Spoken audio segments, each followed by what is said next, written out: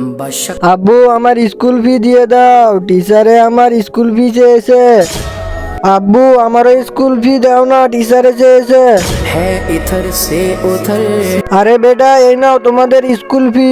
না ভাইয়া আমি আপনাদের থেকে স্কুল ফি নেব না, আমি আমার আব্বুর থেকে স্কুল ফি নেব। আব্বু তুমি দাও না স্কুল ফি।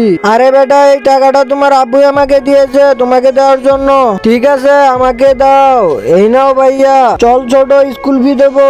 তার আগে এই জান্নাতি পাথর থেকে যারা লাইক সাবস্ক্রাইব করবে, হে আল্লাহ তুমি তাদের মনের আশা পূরণ করে দিও। আর হ্যাঁ কমেন্টে আমিন লেগে যাবেন।